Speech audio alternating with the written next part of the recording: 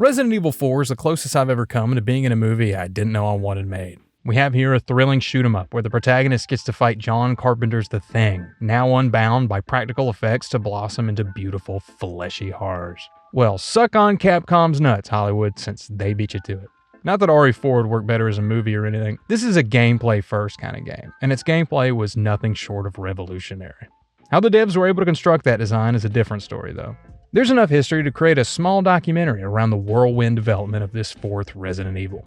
I'll keep this part brief for our purposes, but a wonderful resource I keep stealing from is this blog that translates developer interviews from Japanese, Shmooplations. They have up a discussion with series producer Hiroyuki Kobayashi that I want to use as the backbone for this exposition. Kobayashi tells tale of a complete overhaul midway through development.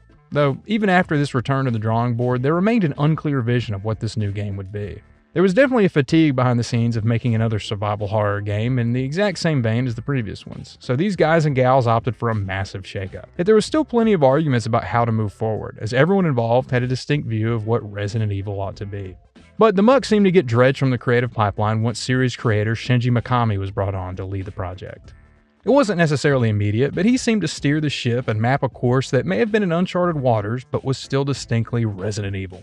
Public showings were what really bolstered the team's confidence, according to Kobayashi, as the response told them this new way forward for the series was the right one. And Resident Evil 4 would end up standing tall, 20 years removed from its release, as one of the best games ever crafted for an untold number of players. It wanted to be fresh and familiar, not straying too far from identity while reinvention was the name of the game. History says it succeeded, I think. But will it succeed for me? This game's influence is undeniable, and I've definitely played quite a few titles that walk in this one's footsteps. Up until production of this video, however, I'd never gotten the urge to go back and see how this progenitor of that style plays. Why now? Well, in a bit of poetic irony, I too was getting pissed off at survival horror games and couldn't find one I really wanted to make a Halloween video about. So I turned to what many consider to be one of the best things ever made. And while not survival horror, I said to myself, if I can't make it through this one, I ought to be concerned. It's not a stress thing keeping me from Silent Hill 2, by the way. It's a laziness thing mixed with a healthy dose of stupidity. I gotta manage shit and do puzzles? Oh Christ, why did I set this to normal? We open with a bit of exposition recapping the previous mainline games. I also had no idea what happened in Resident Evil 1 through 3, so this was a nice way to catch me up on events that barely matter in this game and do not matter in real life. So basically, a virus gets out first in a mansion and then in a whole US city, resulting in said city getting a little visit from the plutonium fairy. The virus was the fault of the evil pharmaceutical corporate enterprise known as Umbrella. This is opposed to a benevolent pharmaceutical corporate enterprise, which is oxymoronic. After the news went public that Umbrella was behind the viral outbreak in Raccoon City, the United States issued a suspension of business on the conglomerate and its stock prices tanked, resulting in the company's dissolution. It's realistic that nobody went to jail over this, but even with a death toll in the thousands, I refuse to believe the US government would ever throw a wrench in the gears of special interest groups. Though, I suppose I repeat myself. Anyways, after we unceremoniously kill off the series' main antagonist, we flash forward to 2004. We are Leon S. Kennedy, one of the protagonists from Resident Evil 2. The guy got a serious promotion in the interim though, because this rookie cop ended up being trained to serve in an elite group under the direct supervision of the president. How in Christ's name he climbed that ladder, I do not know. He was about to take on the mission of protecting the family of the recently elected George W. Bush, but his daughter Ashley was abducted just before we took the job, and now it's our assignment to bring her home. Reliable intel puts Ashley in a remote part of Europe, and the police here seem to be as useless as the ones in America because they drop us off near the village and stay to watch the car. Thanks for nothing, idiots. On our walk over, we get a call from Ingrid Hunnigan, who is not a 900-year-old witch, but our support for this mission. After that, we get a chance to move around a bit as Leon as we approach the next landmark. RE4 wasn't the first game to use an over-the-shoulder camera, but its implementation here is what set the industry standard that's still being followed by, notably, every AAA game since the mid-2000s. So gone are the fixed angles of RE Original, and now the camera follows behind Leon as he walks. It's so ubiquitous now that even explaining it feels pretty weird. You've played games like this, and they're honestly not doing it any better than how it feels here. The only major difference is in Leon's tank controls. You steer left and right with the D-pad, and up or down moves you forward and back. Down in the bottom face button does a quick 180, and since the world you're traversing is literally built around this style of movement, there was barely an adjustment period for me. We enter a house on the road to the village, and this investigation is apparently not off to a great start because Leon has resolved to ask whoever if they've seen Ashley around. The question apparently upsets the guy because he curses at us and then tries to introduce our neck to his hatchet. We're now thrust into combat, and after shooting this fella down, we're beset by a truckload of his pals. Hunnigan tells us to keep heading towards the village and to feel free to kill whoever we want. So past a few more locals, we arrive at the gate. After freeing this wolf and cutting open some boxes for pickups, we peek through our high-powered binoculars to peer into a grisly scene downtown. Then unkilled my ride and hung him up while everybody else attends business as usual. Another group forms, and since sneaking past isn't an option, the game is telling you to stand your ground and fight. The gunplay here involves holding down the right trigger to plant your feet, and you aim Leon's hands with the pad or the stick. I just came off a game where the aim was unchangeably inverted, so some of my early footage has me shooting the air a lot. Other than that, I'll admit that this required adjustment, but only because I didn't at first realize how reactive the enemies were to your shooting. Hitting them in different body parts has them respond in different ways, and this opens tons of creativity as you're approached by a number of enemies all at once. Run past them, plant your feet, and from there, engage in some creative problem solving. This only expands as our arsenal does, but we walk before we run. This was an entirely new style of RE game at one point. After thinning out the herd, a mysterious bell begins tolling, and this causes the villagers to hypnotically retreat to the church. Leon drops a one-liner before we cut to title, and we get another call from Hunnigan. We're unsure of what's happened to the people of this village, but Hunnigan encourages we get to a tower landmark and follow the trail nearby. The drab, creepy atmosphere is incredible as we make our way along the path, shooting new types of enemies and learning how best to dispose of them. Headshots are cool, but it's even cooler to shoot bundles of dynamite at a guy's hands. And it's not just a matter of pointing and shooting either. Leon's hands shake a bit as he aims, so you're always engaged, not just with that laser pointer, but also having to constantly be aware of your surroundings as you line up your shots. At the end of the path, we come upon a house with a typewriter to save your progress, so Leon knows he's heading in the right direction. There's something making noise in this wardrobe here, and I must admit, I am concerned it might want to kill me. Oh hey, it turns out to be Reno Romano. That's my childhood Batman of the 2004 cartoon. A lot of games and shows had him put on a Spanish accent to portray their characters, and here his talents were put to use to play Luis Serra. I like this guy a lot. Romano plays him very suave and effortlessly charming, which I know is the point, but it's Romano's performance selling that. We'll get to explore more of his character later. For now, the village head honcho appears. Leon decides to kick on sight, but this dude effortlessly tosses us and Luis through that wardrobe, nigh invulnerable to the force of our body weight. Maybe Leon should have tried bullets. While we're out cold, a hooded man talks to no one in particular while we're poked with some mysterious goo. When we awake, we're chained to Luis, and he wonders what a city boy like us is doing in this part of town. We offer him the picture of Ashley, saying we're out looking for her. To this, Luis says, Okay, let me guess. She's the president's daughter? That's too good for a guess. Want to start explaining? Psychic powers. Nah, just kidding with you, amigo. I really like this guy. Really hope nothing bad happens to him. Anyway, he tells us he overheard some guys talking about Ashley being locked up in the church. Luis is apparently a former cop from Madrid who wound up becoming a womanizer in this part of nowhere. This prompts Leon to offer a bit of his own police backstory. He was a cop whose first day on the force was the last day of Raccoon City, if you catch my drift. That was in a survival horror game, so the rookie cop unfortunately cannot single-handedly prevent a zombie apocalypse with naught but some guns and his inexplicable martial arts. Nah, he got his ass kicked in that one. A crazy guy with an axe has come to liberate us from our body parts, but a coordinated attack breaks our bonds, and we do a deadly martial art where we make this guy's neck kiss a 90-degree angle. Luis runs off, and we get another call from Hunnigan. We let her know we were a little tied up, but we've got a lead on Ashley's location. We got no clue where that church is, but there's apparently a secret passageway to it in the village, so we resolve to head there. This guy with a backpack calls to me, and upon approach, he flashes his goods. Meet the Merchant, a fan favorite who sells you new weaponry to expand your playstyle. The devs introduce him right before a save point too, so you get the chance to experiment against the toughest arena yet. This cliffside complex took me a couple tries, but I eventually got the hang of the combat. That's definitely due to the diverse ways you can tackle problems through that main mechanic of shooting. It gets expressed throughout the game, but this is your main language of interacting with the world design. In combat, you get a shit ton of options. I've mentioned shooting the dynamite in people's hands, but you can kneecap them and still have the fuse go off, downing nearby foes.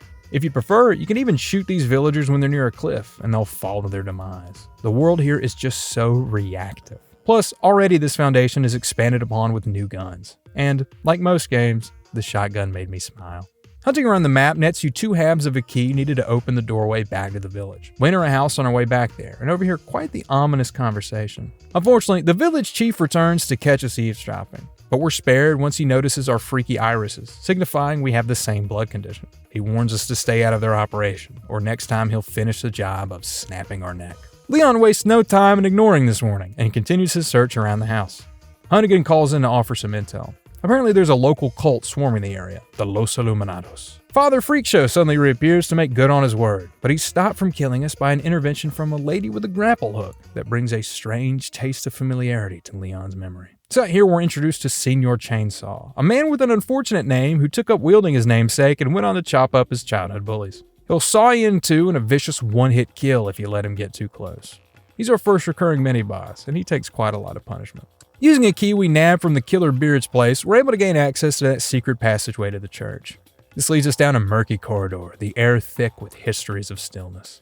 The route does take us to the hillside grave that lines the church's edifice, and Leon starts creeping through the woods up to that chapel prison to rescue Ashley. Those fuckers lock the door though, and so we're back on our bullshit of hunting for a circle to unlock the next plot point.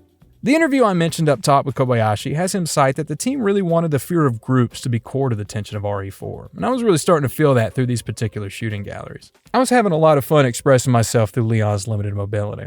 The tank controls and the need to plant your feet to aim makes for such a distinct language that gets spoken between you and the enemies. You're fighting through those limitations, and it makes successful villager murder feel like a fun execution of skill filtered through those handicaps. While on our killing spree, we find a note that mentions our pal Luis Serra took something mighty important from the Los Illuminados. The note also mentions the key to the church is hidden past the lake, and it is currently being guarded by some Spanish words. Cutting down a route littered with townspeople brings me to a boat, and as Leon sails towards the key, we get introduced to Del Lago, this goldfish given steroids to become an eldritch sea demon. Our anchor gets caught on Del Lago, and this giant beast of the lake decides to take us on a little joyride. This is our first proper boss fight, as you've got to steer Leon's boat just enough to avoid oncoming debris or a quick nibble from Del Lago himself. All the while, you're having to pump the thing full of harpoons. The spectacle here is doing most of the heavy lifting. This isn't a mechanically deep fight or anything, you've just got to whittle away at Del Lago's health with a little bit of input to keep yourself from capsizing. That's not a knock, by the way. They clearly wanted this boss to be a set piece above all else, and the devs really sell that. Plenty of games before this have yearned to be playable action movies, but I think RE4 came at a point where the tech and design could coalesce into a version of that idea that absolutely kills in its execution. Speaking of executions, Del Lago eventually becomes a pincushion for the lake bed, and Leon finally gets a chance to breathe a little easier.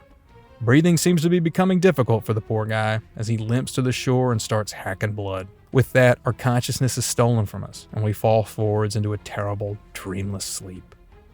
This is why I avoid getting poked full of mysterious goo if I can help it. Leon convulses awake. We're having an awful reaction to these bugs that are apparently crawling around our kidneys, and a horrified Leon screams as his veins are flooded with an unknown malignancy. Or he just dreamt that part. Either way, after another exchange with Hunnigan that ends in precisely the same spot it began, we resolve to continue our mission.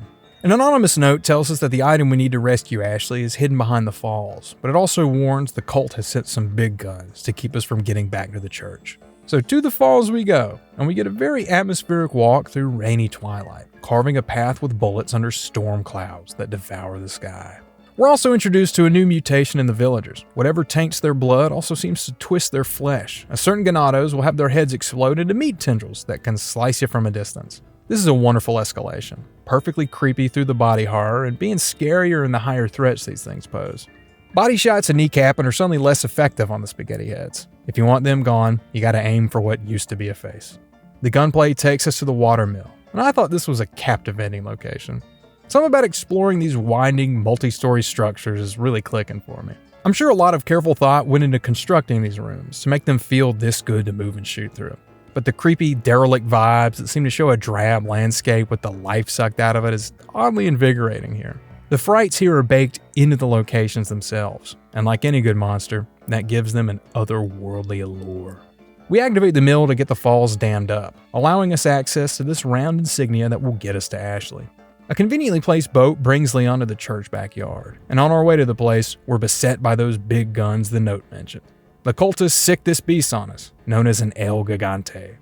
Leon does a flip and then squares up like he's gonna box the thing. There's not a lot of strategy involved in this boss fight either. You just shoot at El Gigante till he gets a headache and exposes the source of his biologic corruption, which a quick time event makes short work of. The real draw continues to be the spectacle, as you weave around looking for supplies while avoiding the fists of this two-story troll. He can even destroy parts of the environment, so you see why you ought to fear his happy slaps. That wolf bite you saved suddenly appears to return the life-saving favor, and together, the two of you eventually bring the stillness of death to the body of El Gigante. Once the boss is down, Leon can now enter the church. You're presented with a puzzle once you make it inside, and these are a holdover from the classic survival horror design that drove the prior games, though here they've been thankfully tuned to my level of intelligence. Match the Pictures is about all the cognitive power I am capable of exerting, and I praise God that someone in development realized removing resource management lowered the mental skill floor pretty substantially. In other words, this is a game that respects my stupidity, and for that, I am nothing but grateful. Solving the puzzle does indeed open the final lock between us and Ashley, and we introduce ourselves as her knight in shining armor, under direct orders from her father to get her home safe. A quick call to Hunnigan secures our exit. We just gotta make it to the extraction point. We'll explore how Ashley affects gameplay once we're in a heavier shoot-'em-up section. For now, we get another cutscene as the game now properly introduces us to its main antagonist. Here is Lord Osmond Sadler, head of the Los Illuminados cult and the one who now controls the bodies and minds of all those infected with his special parasite, Las Plagas. Now here's a fella that's delectably hammy. He's a cookie-cutter villain with sights on world domination. A cliche that's delivered with self-awareness, as the devs present the trope in all its unadulterated glory. Sadler tells us of how he infected both us and Ashley with the parasite, and that his plan to take over the world involved him using Las Plagas to control the upper echelons of the United States government. And since that's the case, this guy's burning desire to monologue really shot himself in the foot here. He's even gonna ransom Ashley before controlling the guys who print the money. Man, adhering to tropes must fuck up a ton of evil plans in real life. Leon makes a daring exit as he and Ashley leap from a nearby window to escape the church. Now we have to fight our way to the extraction point, and the shooting galleries just keep getting more fun to play through. I was kind of terrified when Ashley became a concern, but she's really not that bad. She's got her own health bar and can be nabbed by a Ganado. However, it takes but a well-placed bullet to have Ashley get dropped by her captor, and the only time she ever died on me was when she got too physically enamored with a bundle of dynamite. Plus, the devs give you dumpsters to hide her in through particular arenas, so there was never a time I got frustrated by her being there. Hunnigan calls in to tell us the chopper they sent for us has been shot down, though she has no idea who by. I don't know, Hunnigan. Take a fucking guess. They've sent us another ride, so we'll just have to hold out until they get here. On our way to the extraction point, a horde of villagers start to swarm around us, boxing us in. We take cover in a nearby cabin, where we run into Louise again. Yippee! More Louise screen time. Is she... well, you know. Don't worry. She's cool. Never mind.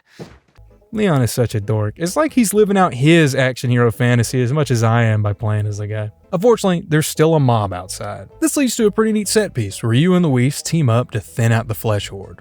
These fuckers crawl in from everywhere, though I had quite a time of it shooting down intruders, with the tension ramping up as more arrive or have their heads become a tentacle. Louise helping us out was a nice touch too. Having him offer supplies or even just reacting to Leon with dialogue made this section feel alive. It's nothing crazy, but I'm beginning to really enjoy this Louise character, and having that extend into gameplay helps further characterize him using the tools of the medium. I guess the Ganados realized that, sooner or later, me and my Spaniard pal were going to kill all of them if they weren't going to attack all at once. So they decide to leave all at once, rendering us safe for the moment. With no option left but to push forward, that's what Leon resolves to do. Luis leaves to attend his own business, prompting Leon to mispronounce his name. Louis. Past another fortress crawling with villagers, we eventually do manage to reach the village exit. Those double doors are sealed tight, however, and the key is somebody's retina. Well, shit. Guess we're taking the ski lift.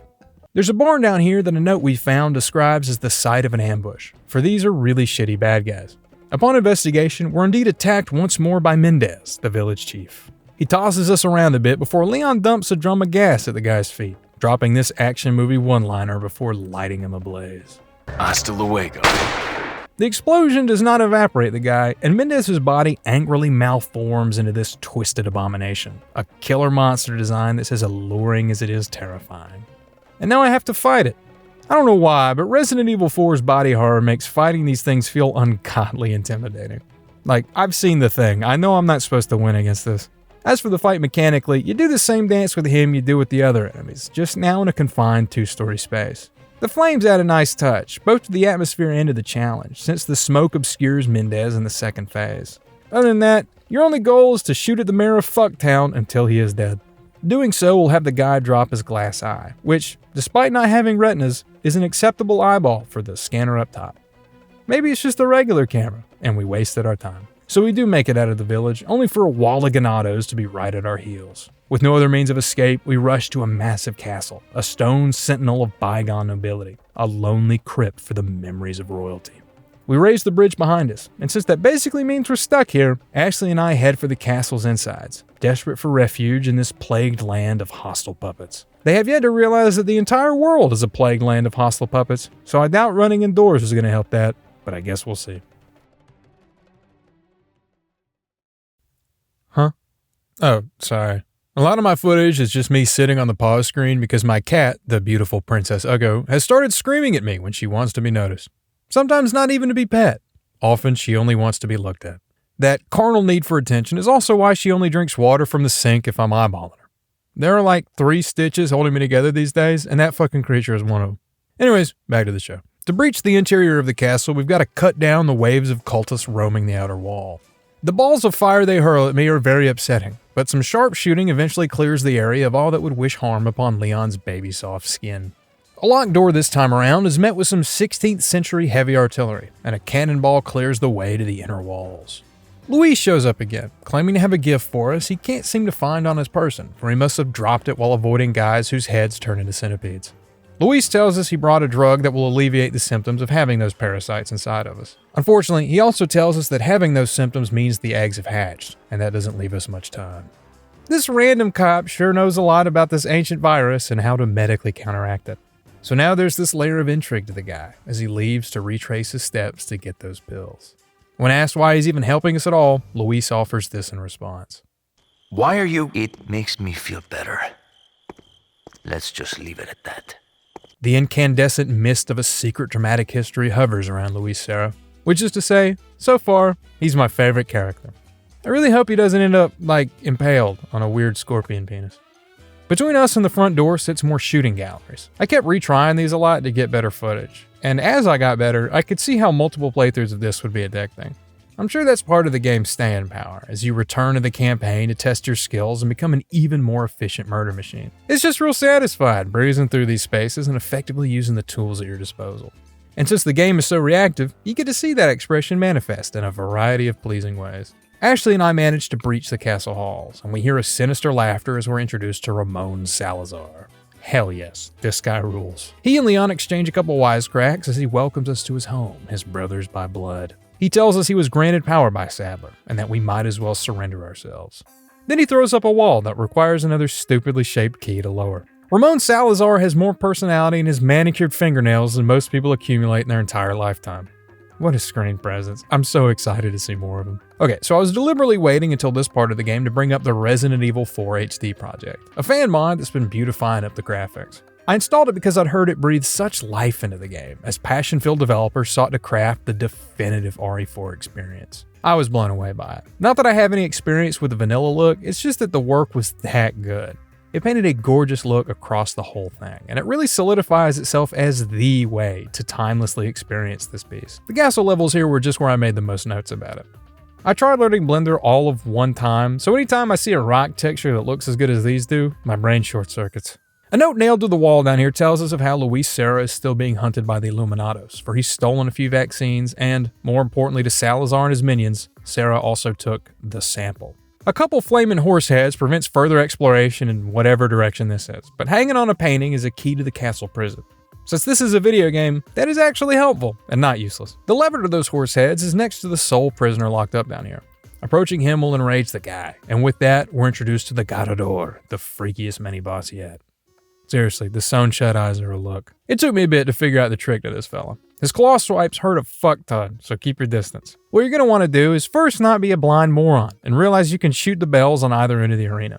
The noise sends the Garador into a rage, and he'll charge the bells to destroy them, exposing the Plagas on his back. You can also bait him into running into these walls, or you can just circle around him and shoot him to death while he wonders where you went. Behind you, dumbass. Deactivating the flaming horses gets us to another set of shooting galleries. It starts familiar enough as you're faced with waves of cultists swarming you and Ashley. But then there's a twist, as the crank that turns the wheels of progression can only be operated by Ashley herself. Separated, we've got to defend her while keeping ourselves healthy, against enemies at our elevation too.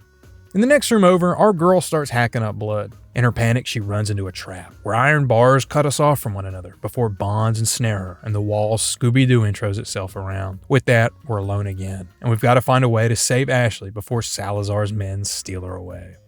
Speaking of, we get what looks to be a call from Hunnigan, until Salazar himself appears to tell us he's jacked our line. He also tells us he let some angry insects loose in the sewers, to which Leon says, Thanks. That should keep me company, 'cause boredom kills me. I look forward to our next encounter in another life.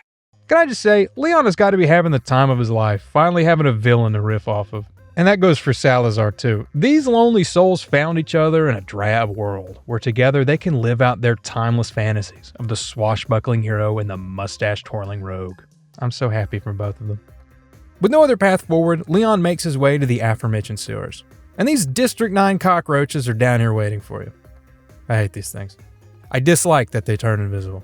My strategy for dealing with them mostly involves waiting for them to get close, become visible as they telegraph their attack, and then unload some military-grade buckshot into them. This is a very effective strategy, unless they're in a group.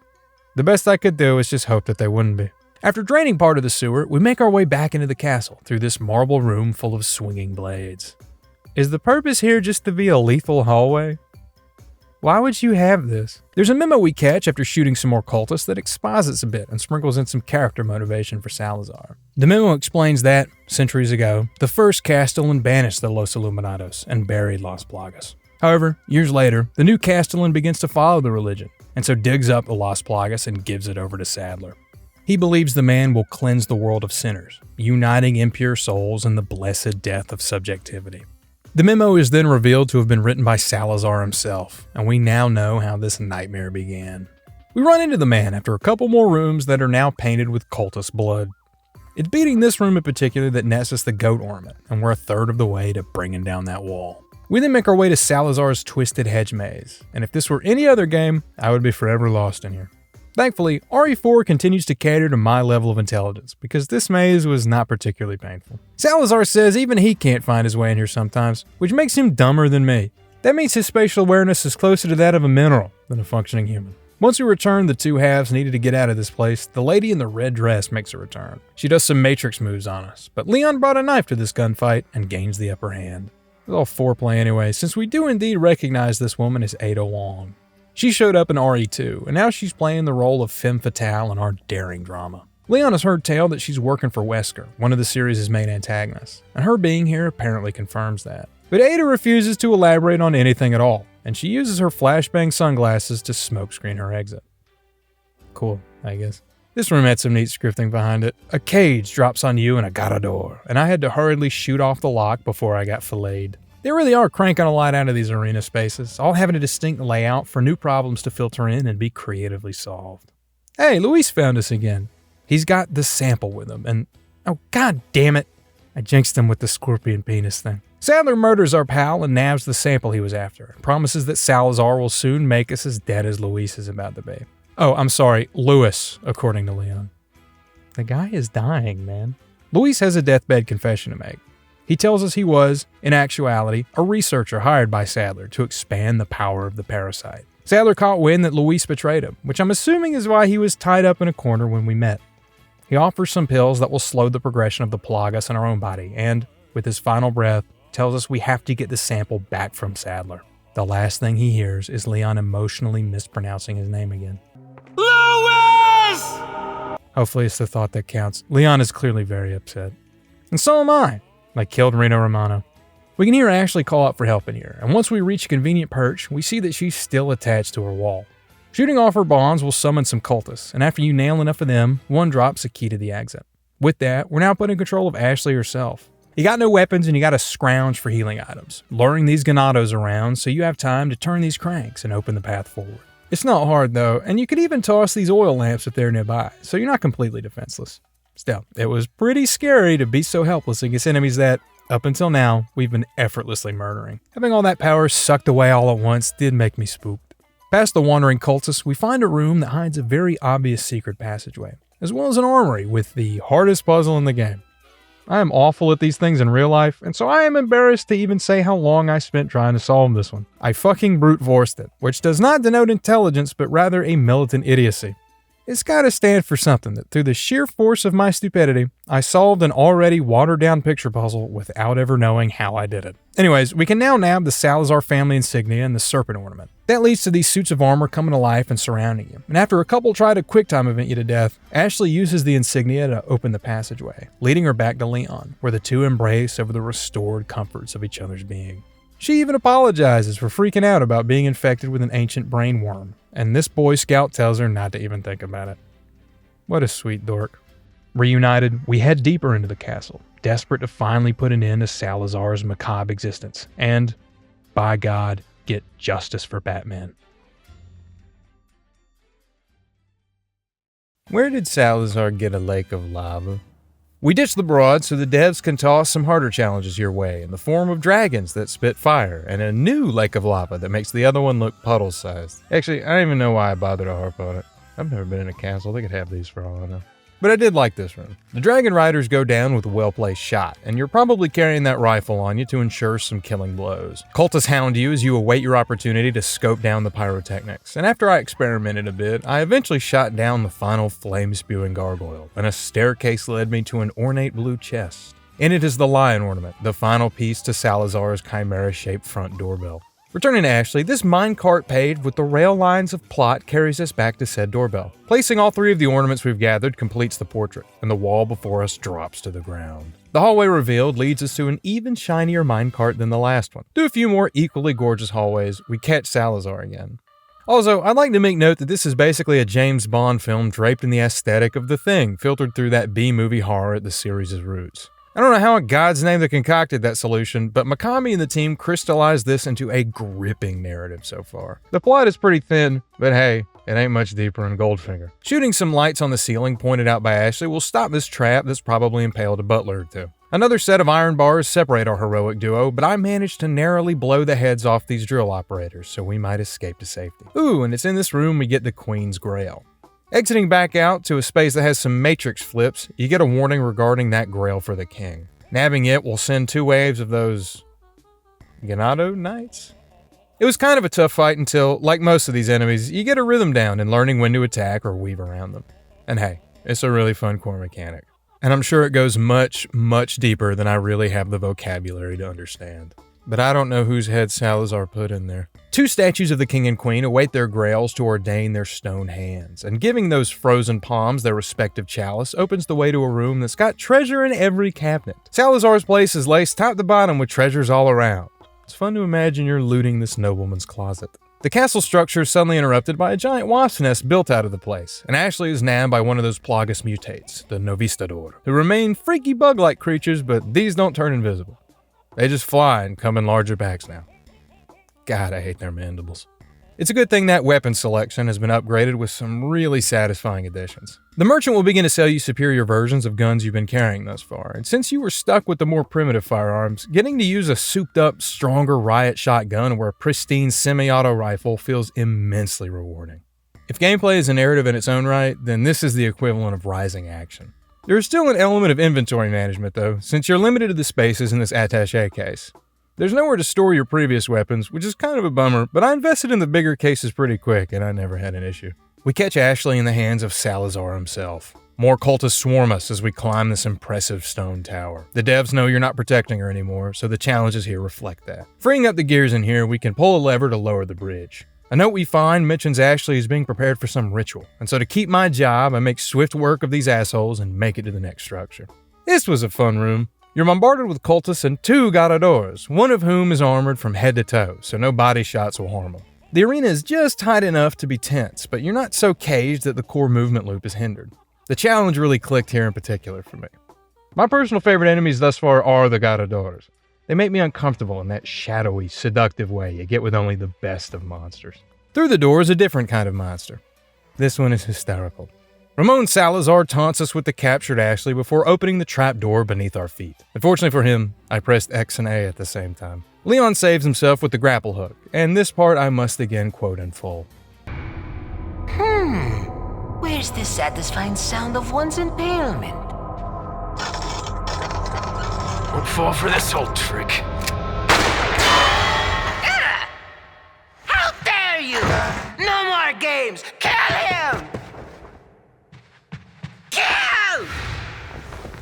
So yes, Salazar dispatches his right-hand man to finally put an end to us. We rappel down to this pit full of cultists who got the pink slip, and now we've got to climb up through these underground tunnels. We certainly fell a good ways, because the elevator out is going to take some time to arrive.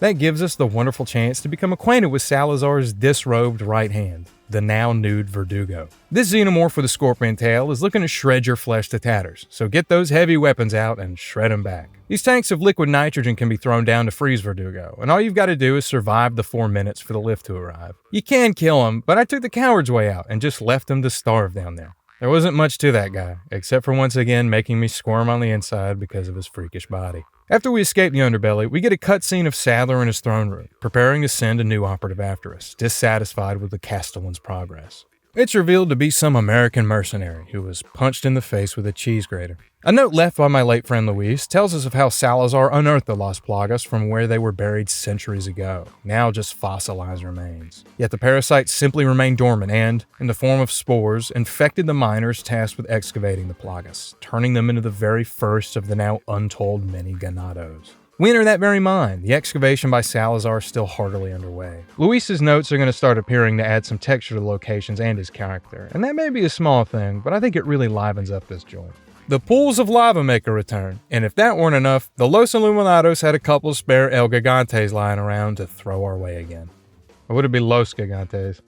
I don't understand Spanish. If I were in this situation, the scariest thing to me would be the language barrier. And the monsters. These guys are absolutely fucked, though. I knew there was a reason I was saving this rocket launcher, and don't you feel like a badass for luring the final El Gigante to the center of the room and opening the floor beneath them, liquidating the creature in the process. The next room is infested with more Novistadors. They do not make me feel like a badass, because they're mostly winning. Shooting them above the pit will instantly kill them if you're in a pinch, but my sharpshooting skills were tested through here. They followed me into caves, as I did as the statue told me, to light the path forward. 2 buttons later, and the light incinerates the waxen door. And past a room full of crushers, we find ourselves in a crypt that doubles as a nifty elevator back to the surface. A note from Ada warns us that we ought to prepare for the worst when it comes to Ashley, but since we were injected later, we might survive the operation to remove the Las Plagas from our own body. Things look grim as Leon gazes outward to the horizon's cloudy expanse, realizing he must now shoot his way back to that castle on the hill. There's a door before us that requires some sacrifice to the lion, and after procuring the key to the mines, we at least know where to look. On the way down is the dusty ruins of a dead and forgotten culture, and it is crawling head to toe with ganados. If you can survive them, you make your way to a couple of mine carts. Shoot the lever to get this thing moving again, and prepare for quite the ride. This was another cool set-piece moment, riding those carts through a really macabre Donkey Kong Country level. The waves of enemies throw in some mini-bosses and plenty of Plaga spaghetti tendrils. There's nothing like dealing with those while Senior Chainsaw also slowly approaches you. The devs wring just enough juice out of this moment too. You're never wondering when it's going to end. Feels like that last QTE comes right when it needs to. Leon picks up the Stone of Sacrifice, which is just what that door with the lion tumor asked for. We exit the mine and hand over the stone, and with that, another lift is revealed to get us closer to Ashley, and to preventing whatever sick ritual Sadler has planned. The lift takes us up to this giant Salazar mech, which you may find ridiculous, but I feel like the only reason rich people don't make these in real life is simply because they can't yet. The cultists lower the bridge before us, and we must platform across the mech while depleting the population of heretics. You do get that bridge back up, but that also alights the life within the Salazar effigy, and it puppeteers itself into a lumbering sprint after you. I remembered where buttons were, so this challenge is neutered.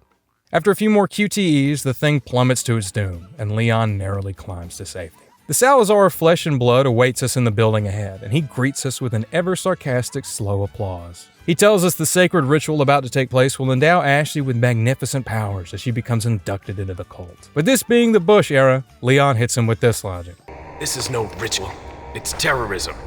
Isn't that a popular word these days? In his posturing, Salazar exposes his hand, and Leon nails it to the wall. Verdugo number 2 tosses it right back at us, and the two escape in an elevator to commence the ritual.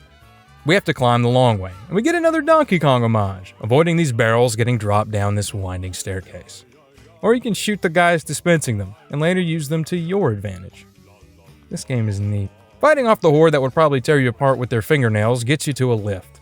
Push off enough boxes and you can access the scaffolding, running around the outer layer of this skyscraping tower. Another elevator ride gets you further still, and at the very tippy top we run into the Castellan before some eldritch beating heart. Apparently we've just missed the ritual, and Ashley is being carted away to a nearby island. There seems to be more to go, though, as Salazar freely offers himself and Verdugo to be swallowed up by the blooming Plagas plant behind us. They merge to form a tendril of bone and malice, and Salazar is reborn into a freaky new king of the castle. This is another fairly easy fight, but is again imposing in spectacle.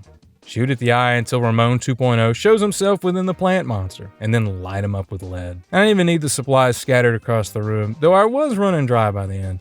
Luckily, my trusty Red 9 laid the final hits on the mutated baby flesh of Salazar's new form, and he, like all the other monsters before him, dissolves into mist at our feet. Rappelling down the castle will get us to the docks, and who else but Ada Wong waits in a boat that will take us to Sadler's Island complex. Leon may be attracted to her, but his real soulmate unfortunately merged with a giant snake plant. It was the nature of their relationship that it would have to end with one killing the other, and that is the tragedy of it. Also, he made me laugh. Ada pilots us to the island, but she whips out her trusty grapnel gun to zip away, with her own business to take care of. Leon's getting stood up for a hook on a string. We dock the boat and prepare to raid Sadler's fortress. We're bombarded by the angriest regular enemies yet, berserk marauder ganados, the toughest soldiers in Sadler's puppet army. We're also beset by a tougher mini-boss and Commando over here with his Gatling gun. I've been hoarding my Magnum ammo for an occasion such as this, and I smiled at finally getting to put my broken butterfly to good use. I flashbanged them first, because I am a dirty fighter. We chase after Ashley, going deeper through the caves of this secluded patch of sand, and some fun action movie music accompanies these encounters with aggressive ganados through tight corridors. Leon eventually makes his way to a concrete structure, a giant industrial complex that holds within its walls horrors made manifest by the hubris of man. I can hear Ashley calling to us. The walk there gets us to a strange medical laboratory. Some strange humanoid with skin made of tortured fat sits on an autopsy table, featureless save for its red eyes and grim, toothy smile. Another memo from Luis sheds some light on these things. Creatures like the El Gigante and the Novicidors were byproducts of experiments between human hosts and the Plagas parasites. The real gems that Sarah helped create were the Regenerators. Plagas mutates with a metabolism that lets them quickly heal from almost any injury, regrowing lost limbs in mere seconds. The only surefire way to keep them down is to shoot the parasites living in the creature, though they can't be seen by the naked eye. I see why Luis was looking to repent too. There's some fucked up shit going on down here. The regenerator on the table springs back to life, and we're quickly tested with some tense combat. You can't shoot the Plagas yet, so my strategy was to lay into the thing with as many bullets as my Magnum could fire. You eventually pass the threshold beyond which these regenerators cannot heal, and so they too burst into goo. But that was a scary encounter. At least he was carrying pay dirt. And here is the key to the freezer, and in that freezer is a bunch of regenerators chilling in body bags. There's a device in here that will rewrite your key card to open the doors to waste disposal. You can also turn the freezer off. And let me tell you a story, friends. I picked up that the only reason I was not swarmed with regenerators was because they were on ice. And so I figured, for my health, I didn't want to touch the off switch. Well, you should. Don't waste your damn bullets like I did. Shutting off the freezer does indeed lock you in with a regenerator, but it also grants you access to a thermal scope with which you can see the parasites inside this lumbering beast. Now these guys kind of become a non-issue. They're still really creepy though. This part kind of drags for me. You have a little claw minigame by the trash chute, and then you catch Ashley in the storage room. You ain't got the key to that door, and so you're on to a few more shooting galleries. Between the tougher enemies and the regenerators, I had depleted my resources. I was relying on item drops at this point, which were plentiful. I'm assuming the game has ways to help stock you up if it knows you're running low. But this part of the chapter felt kind of dry. The key you need is unfortunately lodged in a new kind of regenerator. This is the Iron Maiden, a Plagas porcupine that does a ton of damage if it manages to stick you with its spines. One of the leeches inside of it happens to be on its back, and I didn't think to shoot its legs until later, like you do with every other enemy. That means it's not a design flaw, I'm just the better idiot. I feel like I'm giving poor Leon a handicap. Anyways, I accidentally killed the Iron Maiden just trying to shoot it when it slithers through this broken window. With the key card begotten once the regenerator is toast, I fight my way back to the storage room. In it sits Ashley, and we burst into the rescue, the two finally reunited. Ada tosses a paper airplane through the window, telling us the trash chute is the best way out of the complex. I got nothing but rifle ammo at this point, so I get to play with detective vision turned on through these next few rooms, shooting my way through these psycho ganados. The barbed wire gas mask is slaying, Queens. We grab Ashley by the hand and the two of us leap down that trash chute, where we'll be able to crawl out of Sadler's clutches. We land in the garbage pile, where also sits a dead regenerator. Can't wait for him to wake up. Oh, there he is. And another, unfortunately. It's best to have Ashley hide in this dumpster while you square down with the approaching Iron Maidens. And remember to go for the knees to make it easier. It takes them a bit for their shins to come back. Ashley and I make our way through a couple more tight rooms, and we find our exit walled away. There just so happens to be a wrecking ball dangling in here, which is balanced by the never-ending horde of ganados that come to separate your body parts. Have Ashley operate the wrecking ball while you run around defending her, occasionally kneecapping people into the pit of lava at the center of the room. It takes a couple of swings, but we can eventually clear the path forward. But Ashley operated that wrecking ball so well before, she's found a newfound passion in construction equipment. She calls dibs on this bulldozer we find. The thing goes at a snail's pace, however, so you get plenty of company as you ride on the back of it. She parks it on a lift to the surface, and flipping a switch while protecting our girl down there will have us riding through the complex. The biggest danger up here is reckless driving, for a flaming truck, apparently not uncommon in these parts, causes Ashley to bulldoze into a building. Sadler himself stands waiting for us, telling us he can sense the parasites growing within us. To prove his point, he outstretches his hand and gives Leon a tummy ache, causing us to convulse under Las Plagas' influence. Poor Ashley gets it even worse, as the fully grown brainworm allows Sadler complete control of her will, and she mindlessly walks forward, right into his grasp once again. Leon can only watch as Ashley leaves with Sadler, tossing a tracking beacon on her before the madman's influence leaves our body. We get a cutscene of Scarface the mercenary chatting with Ada Wong, of all people. Apparently they're both working for Wesker, only Scarface doesn't trust Ada's intentions at all. For now, they're both after the sample that Sadler took back from Luis. With that, it's Leon's turn to finally meet this guy face to Scarface. We enter a room and smell an ambush, readying our knife. We're outmaneuvered by the mercenary, and he nicks us after I accomplish a QTE. Ah, but it seems we know this jackass.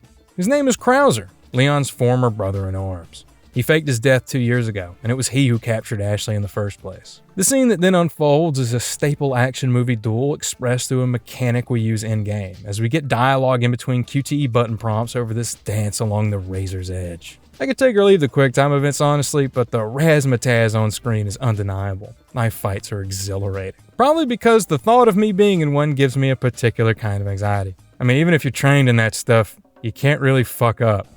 So I was at least on the edge of my seat. Plus, the staging is really fun. We're clearly both equally matched, and we express our skill in different ways. Both of us land after this fall, but Leon does a flip while the heavier Krauser rolls out of a handstand. This guy is made to feel like a threat because of how well he matches us step for step throughout the fight. He's the classic action movie heavy who works as a perfect foil to our hero.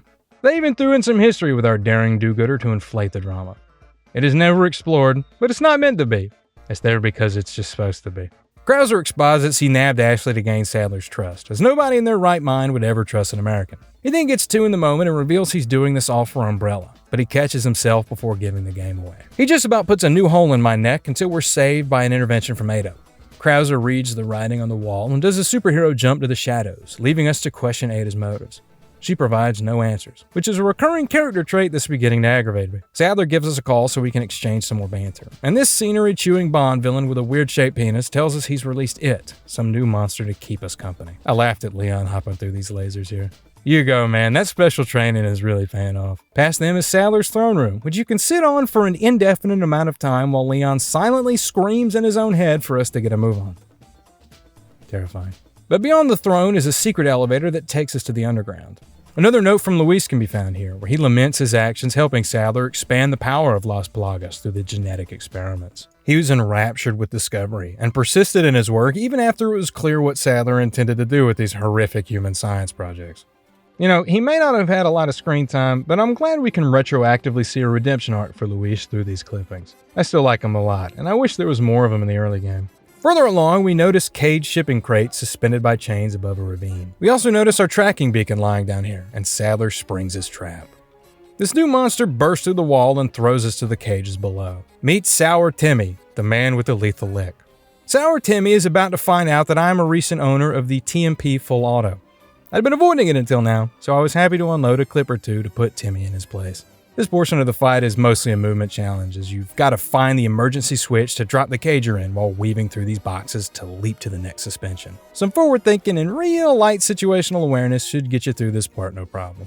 After leaping from the last cage, it appears Sour Timmy is no more. But Timmy still hungers and crawls up the ravine to snack on us. This bastard came equipped with pincers and will sometimes have them sprout from the ground in a QTE attack. Other than that, he really doesn't like explosive barrels or magnum bullets. That's what I learned. Leaving the underground, we approach these two great doors barring us from the barren stone echo on the other side. Entering the forgotten ruins, we run into Krauser again. He tells us exactly where Ashley is, but there are 3 insignias needed to get to her. One in the city's north, one to the east, and one on Krauser himself. With that, he opens fire on us. So Krauser will hound you through this part while you scour the place for those insignias. I wasted a couple magnum bullets on the guy because I thought you were supposed to do damage to him. I mean, you are, but he gets a new health bar later. Eventually, it only felt right to whip out my trusty knife and engage in that same intimate and skillful combat I got in the scene before. It's less cool when I do it. After nabbing the Panther insignia, Krauser locks us in.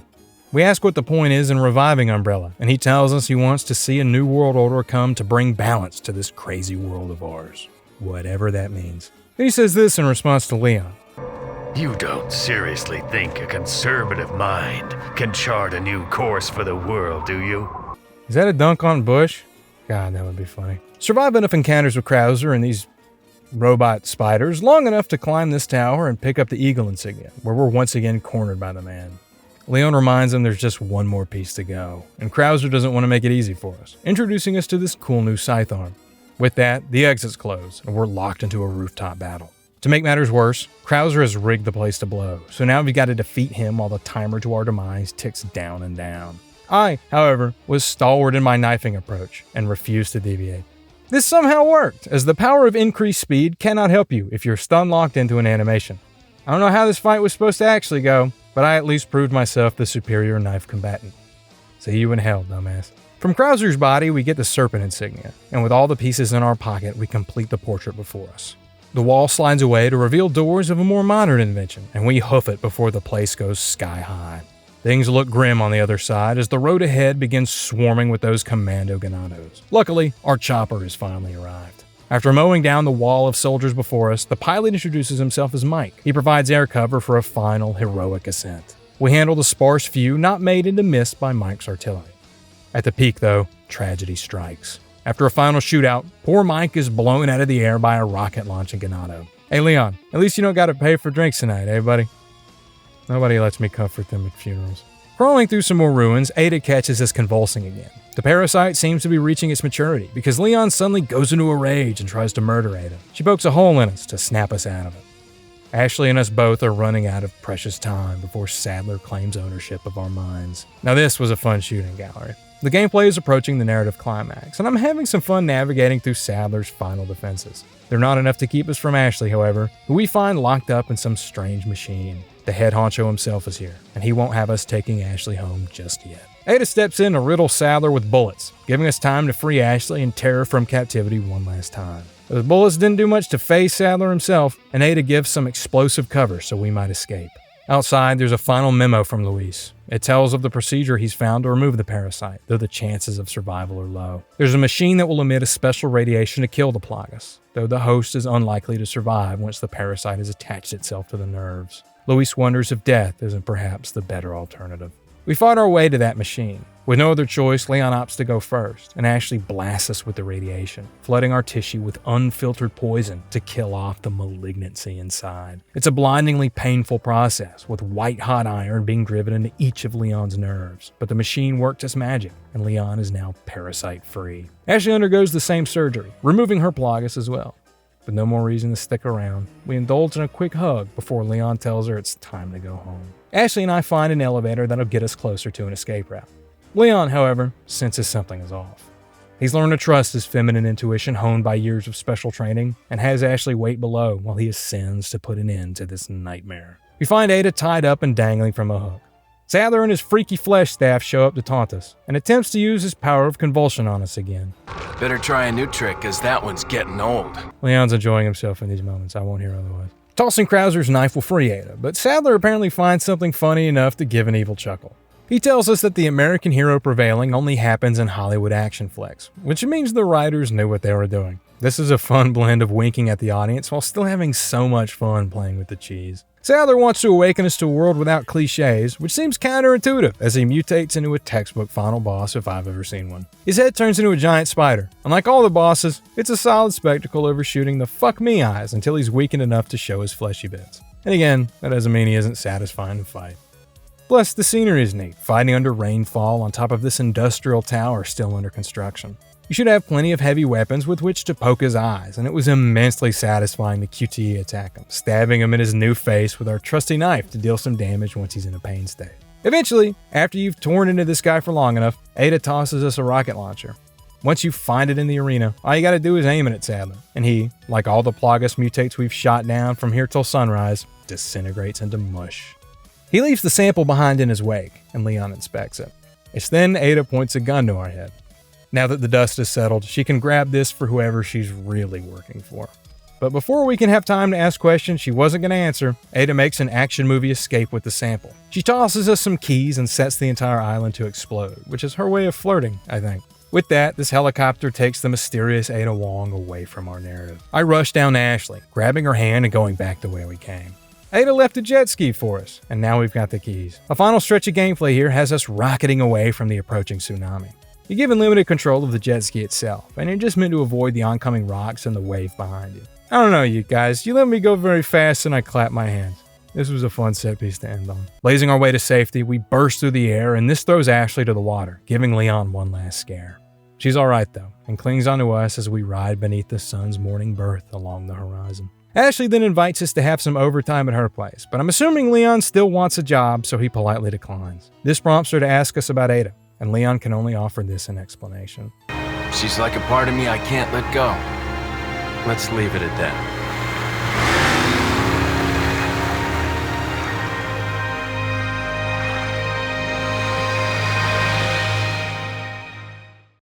Then we get the saddest ending credit sequence in video game history, showing the villagers of this small town in unnamed part of Europe living it up. It was apparently a peaceful community before the Lost Plagas decimated their minds. That makes Mercenaries mode mean as hell. Why did they end it this way? And thus, Resident Evil 4. Many people consider this to be in the upper echelons of video game prestige. RE4 is, to many, one of the finest games ever made. But how did I, a dirty video game plebeian, feel about it? It certainly isn't dated, I'll say that up front. Apparently this thing nailed the formula so well it doesn't feel clunky to play even 20 years later. These guys solidified a design that, I'd like to remind everyone, has become the bedrock for so many AAA games made in the vein of RE4. All this time, and it hasn't really needed to change all that much. So I slipped in and had an absolute blast. You'll notice I didn't really comment too much on the gameplay as we went along, but there's only so many times I can mention they've iterated on the core combat loop again. But god damn it, it works. The spectacle sells it. The gothic horror coat of paint with twisted B-movie origins is a wonderful horror action cocktail that glimmers when you look at it. I'm the type of guy who really enjoys linear game experiences like this, because I think it gives the designers total control over delivering one narrative. And RE4 nails that, providing a piece that people return to time and time again. The campaign doesn't change, but it's such a singularly fun experience to run through these arenas over and over. The movement and shooting is mechanically sound, and the artistry on display here makes the world you inhabit so damn captivating to move through.